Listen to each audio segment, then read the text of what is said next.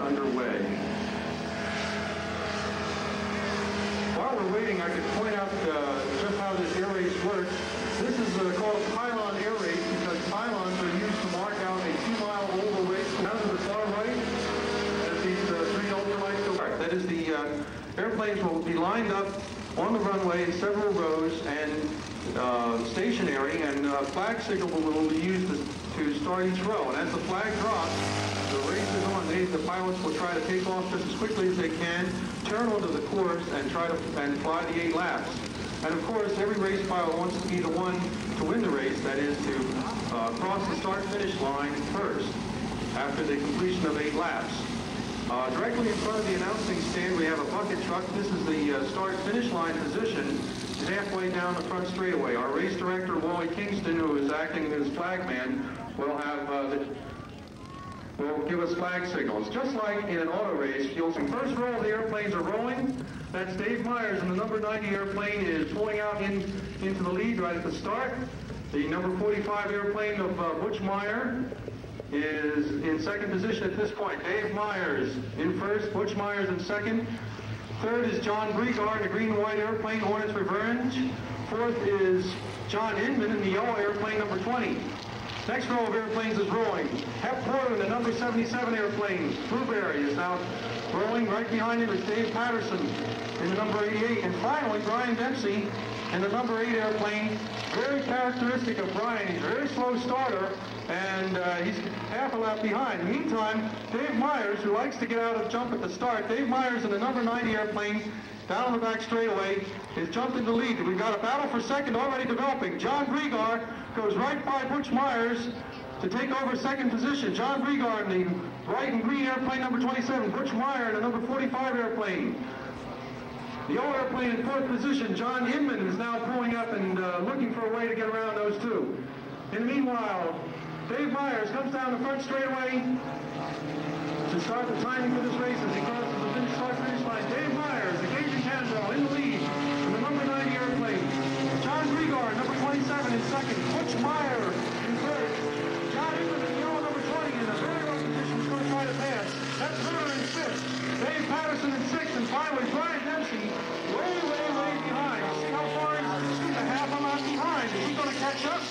He's got a good fast airplane, but he's got a long ways to go if he's going to catch this field. On the back straightaway, Dave Myers, the Cajun Cannonball, still in the lead. John Bregar in second. Butch Meyer in third. John Inman still in fourth. These planes, 1, 2, 3, 4, holding their position. Hep Porter in fifth. Dave Patterson in sixth. Turning around, pylon 6 onto the front straightaway. Dave Myers still holding the lead.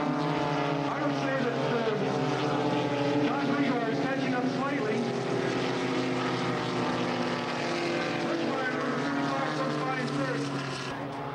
John Bregar in second. Butch Meyer in third. John Inman in fourth. Battle for fifth position. Hep Porter in the low position in Blueberry, number 77 airplane, is trying to hold off Dave Patterson in the white and red number 88 airplane. In the meantime, though, now we've got a battle developing for the lead.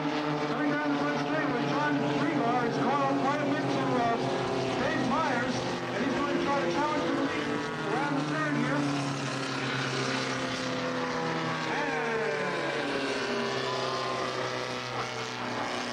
Brian Dempsey is beginning to catch up to the field. Down the back straightaway, there's your battle for the lead. John Bregar is right off the wingtip. He's trying to take over the lead from Dave Myers right there, wingtip to wingtip, just on the outside, and he goes by John Bregar from Conneaut, Ohio, in the lead in the green and white airplane.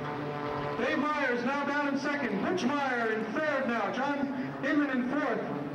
Dave Patterson has moved up into fifth. Hep Porter now down into sixth. Brian Dempsey in the seventh position is high, and he's closing up with the pack already. John Bregar in the lead. Now he's going to take a run and try to get around into third position on the turn. Moves into third, and he blows right by, and he's battling for second. Moves right up into second place. John Bregar is behind somebody else and get caught in their weight turbulence. Brian Dempsey has moved up all the way from last to third in this race.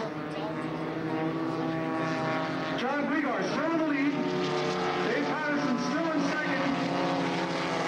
Brian Dempsey down in third.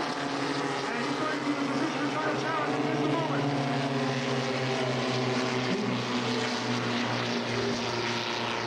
John Inman in fourth. MYR in fifth. Jetport in sixth. And there's a battle for the lead. Brian, whoops, that's, let me see, yeah, that's Brian Dempsey has just taken over the lead. I'm sorry, my apologies. Brian Dempsey just moved into second, but look at him go. Now he's going for the lead. Right around that turn, boy, he goes right by, just like he was standing still. Brian Dempsey go on the outside. John Brigard on the inside. Brian Dempsey goes this lead at this point. Brian Dempsey goes by in the lead. John Brigard takes over. He's in second. Dave Patterson in third. John Inman in fourth. Now Jetport tries to move up into fifth position. Jetport takes over fifth. MYR in sixth. Dave Myers, your early race leader, in seventh. Now Brian Dempsey, who was way behind at the start, has gradually moved up into the lead. He's in the lead at this point, and the white flag is out. It's going to be one more lap as Brian Dempsey comes around. He's got a big lead at this point. There's the white flag. Brian Dempsey sees it, coming straight down the front straightaway. Brian Dempsey in the lead. One more lap to go. Real battle for second position here. Dave Patterson goes by underneath. He moves up into second. John Brigard in third. John Inman in fourth. Jetport now solidly in fifth position. MYR in sixth. And Dave Myers in seventh. You'll notice he's half a lap behind. Brian Dempsey was half a lap behind at the start, and now he's half a lap ahead. Brian Dempsey coming around pylon 4, and around pylon 5, and coming onto the front straightaway. Brian Dempsey.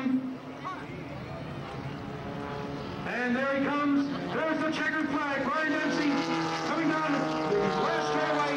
Brian Dempsey takes the checkered flag to win Myrtle Beach Pavilion race. Dave Patterson takes second position. John Brigard, number 27, takes third. John Inman takes fourth.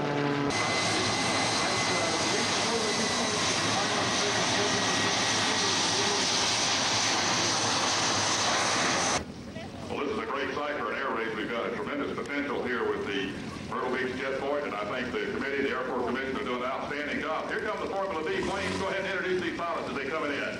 Thank you. Airplane in front is your race winner. Race plane number 8, Brian Dempsey, the pink and white airplane from Millersville, Maryland.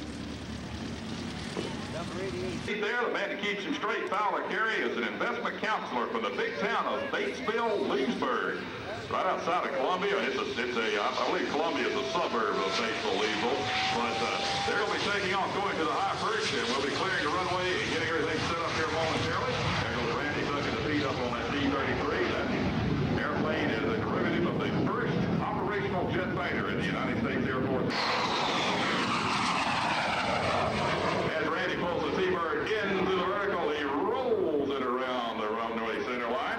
Randall Haynes makes his home in Gaffney, South Carolina. He's a 37-year-old owner of the South Carolina's largest music store, Haynes Music. He delivered good about Gaffney down to 85. And he flies the airplane right down the runway here at Myrtle Beach, coming down to an altitude of about 100 feet. Randy's going to be clicking off about 350 miles an hour.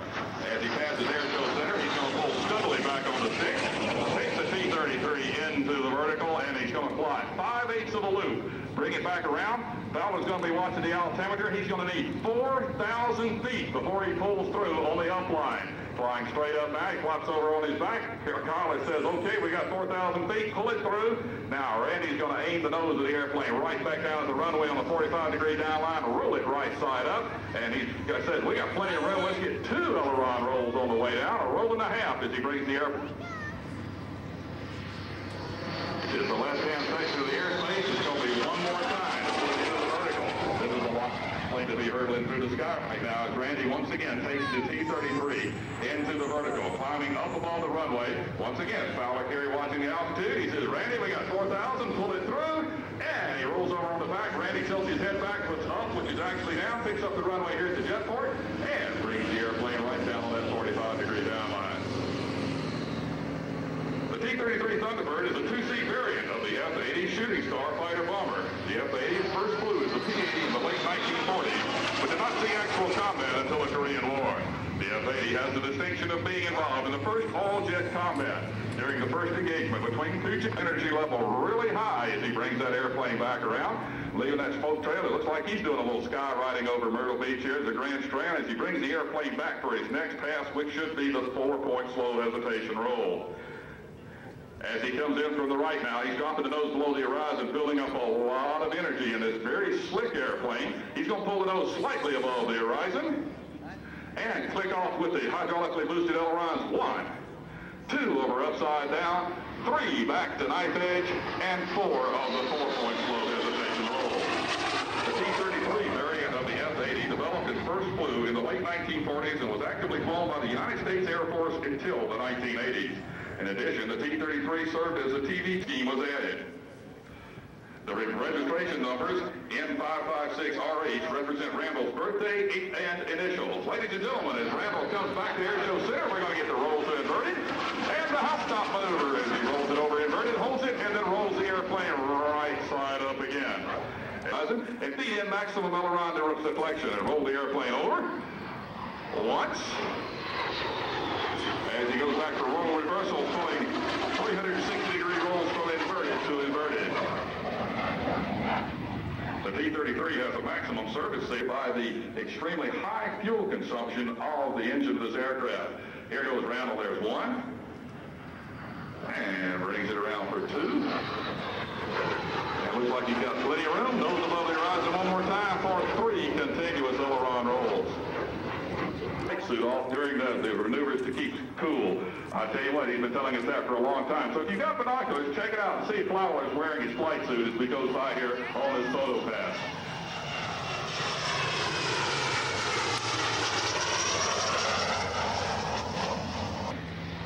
Two airline pilots.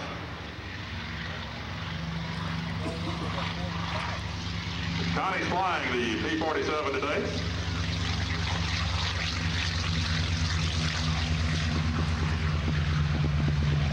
Okay, not only am I in deep trouble with the Horry County Police Department, I understand there's a lot of other people out there trying to... We'd like to remind you that these aircraft are all full of highly volatile aviation fuel. There's only these problems here this afternoon, and we definitely don't want an aircraft incident involving that's at the rear of the field, but do not smoke around any of these airplanes. As it gets hotter today, that fuel's going to expand. It's a very good possibility.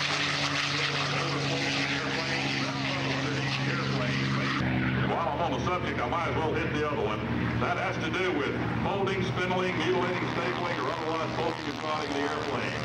When you're out here admiring these airplanes, do it just like you would another man's life. It's all right to admire, it's always right to look, but it's don't ever touch. Please do not touch any of the aircraft or other displays that we have here today.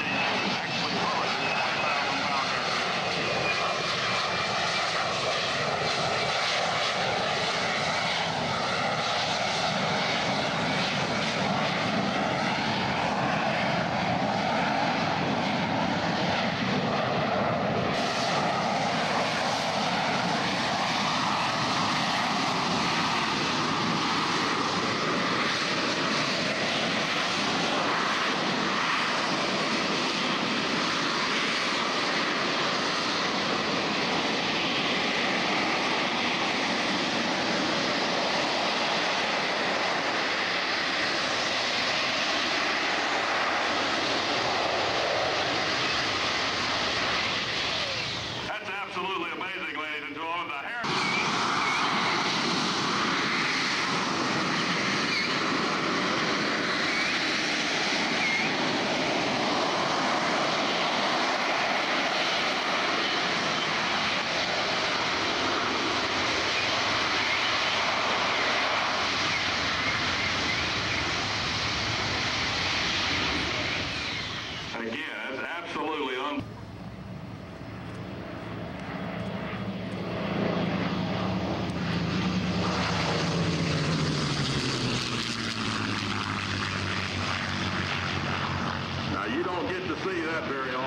tell you what, here at the Carolinas Aviation Festival is one of the rare opportunities in the state of South Carolina that you can see two P-51s and a P-47 in close formation.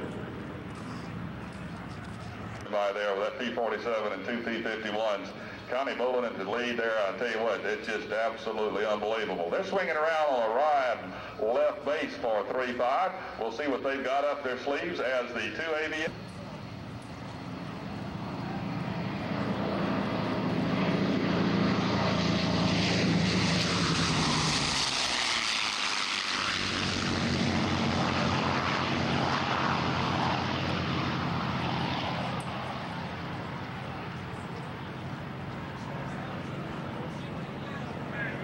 I tell you what, Cougar Bill sitting over there saying the whole Air Force Base in Atlanta, Georgia, be climbing 4 altitudes as the Red Devils will be performing their second jump here on Sunday.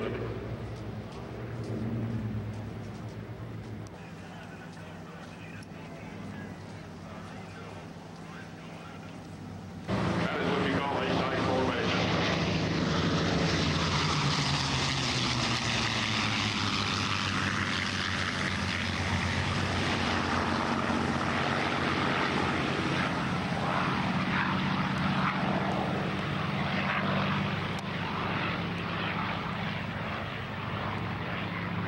Okay, so this one is a departing pattern.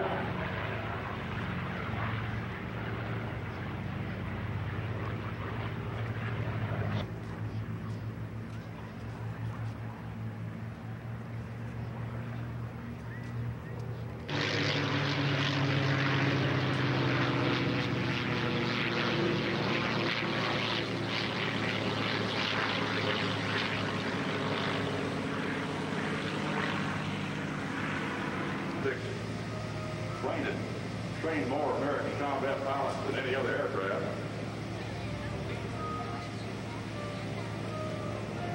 Here's an aircraft departing the area here, the C-10.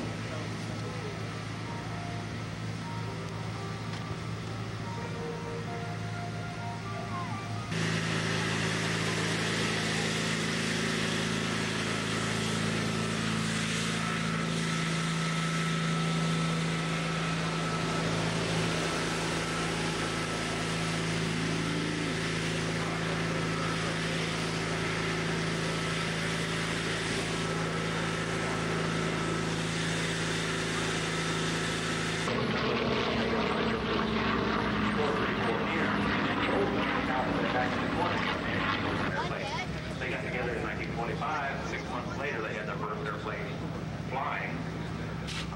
The two big companies in the 20s were Wago and Travel Air, and according to which one you own, that's which one you say is the best. They're certainly the best known, and I think probably produced the most. You're about to see take off, and then you'll see skywriting is the very airplane that Pepsi started with in 1931. This is the 6th decade.